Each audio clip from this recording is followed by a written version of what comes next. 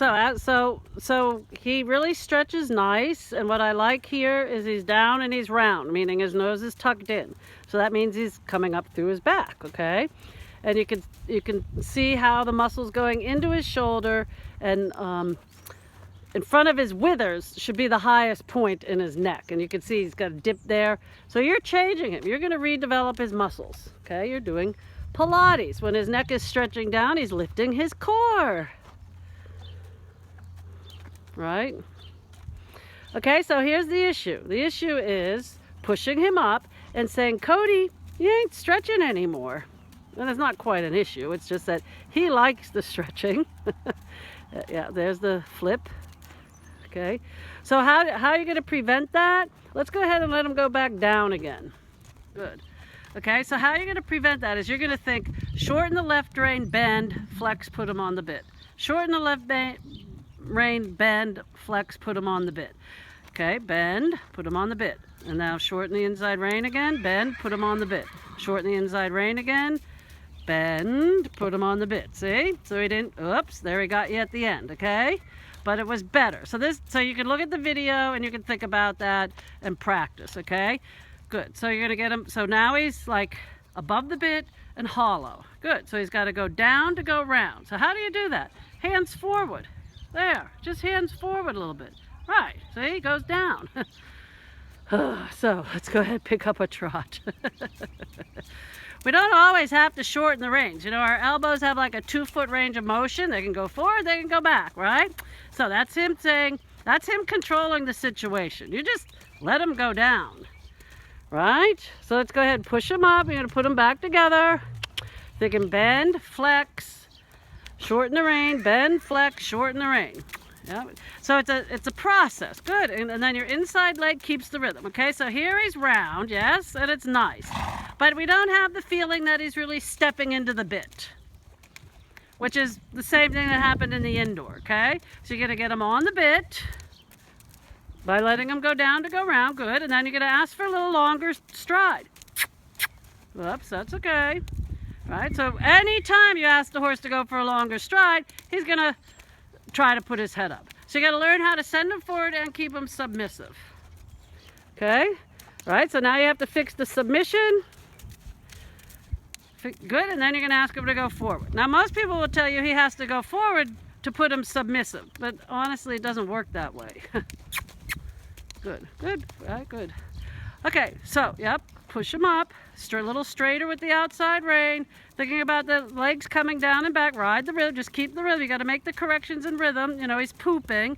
He's got to learn how to poop and trot. Come on, tap, tap, you still got the whip. Right, we got to get the longer stride, a little lower neck. Right, and you can make the circle bigger, okay? Outside rein fixes him, Anita. Right rein, right, good, offer. The minute you feel him flex, offer, that means just elbows forward a little bit there. See, and he goes down. This is what I mean, he needs to go down to go round. It doesn't mean down and out. His neck has to go longer for him to go in the bridle. That's what I mean, okay? So we're going to...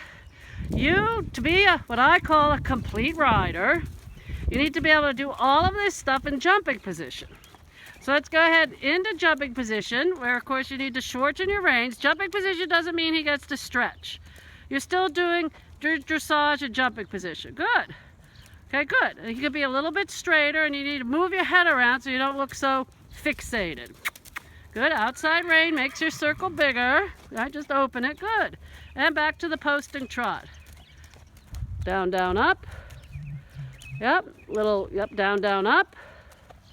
Good. Good. A little more forward. A little more, yep, easy. Yep. Like I said, anytime you ask the horse to go forward, he's always going to put his head up. So that's when you, every time before you go forward, think a little lower, a little deeper, then forward, okay? So I'm going to ask you to go forward again. So you're going to think a little lower, a little deeper, then forward. Get him a little lower, a little deeper. Deeper means rounder with your outside rein. Right, right, good. And now forward. Okay, so that time he came up, but not as much, right? So it's the same thing. You have to process every single transition. The horse is going to try to put his head up. Anyways, let's go back to I want you to ask him to canter, But you need to get him a little bit straighter with your outside rein, a little less bending with your inside rein, okay? And I would assume that you probably canter him a little bit in a light seat, right? Well, you're going to shorten up on your outside rein. Come on. It's very good riding, by the way. Yeah. Okay. You need to shorten up on your outside rein. Go into your little light seat. Keep him on the bit, and you're going to ask him to canter. We're going to see what it looks like. Okay, good.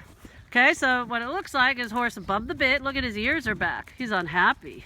So, hey, did you ever hear that? He needs to go down to go round. So you need to ask him to go down with your outside rein. You need to work it a little bit. Yeah. Okay, good. There you go. Outside rein. So that's okay. Easy. Go back to an organized trot. Yeah, get off your right rein. Got a little too much bend going on there. Push him up. Come on. No, no, no. Right. We didn't say he can have recess yet. You're going to go back. Good, good. Come on. Keep the rhythm. Create the boundaries. Back to your jumping position. So you need to practice cantering on straight lines because you bend them too much to the left. Okay. So when you pick up the canter, let's try to think about cantering, down, a straight line. See where his head is? His head belongs in the middle when you're cantering. So you open the inside and straighten him outside. Okay, straight line. Look at your horse. You got to look at your horse. Okay, easy. See how his head's pulled to the left? Good, this is better. So you open the inside, straighten him outside. Think both hands left to turn. Doesn't matter. Posting, down, down, up. Good, try this one more time. Down, down, up. Right, you don't want to canter him with his nose over his left shoulder because then he's not in balance, okay?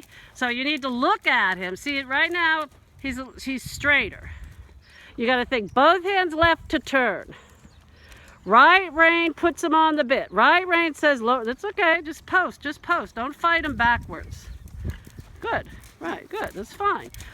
Look at him, Anita, look at him, good. Right rein says flex and stretch. Left rein says go in this direction. Doesn't matter. And post. And I'll go ahead, we'll give him a break because he's working hard. So you know what that means. That means, okay, Cody, you can go down now. Down, down, up for you. Right, and see his head's in the middle of his shoulders. This is how you got to learn how to canter. Good trot. Good trot. Okay, and then you're going to slow the posting and you're just going to sit and walk. Right, no hands, just it's all right, hands forward. We'll take a break. So you'll see when you're cantering, you're sort of pulling him to stay on the circle, and then his nose comes in, and you're not even looking at him, so how would you know? This is my biggest problem with him. I didn't want to say anything until we did it, but he blasts through that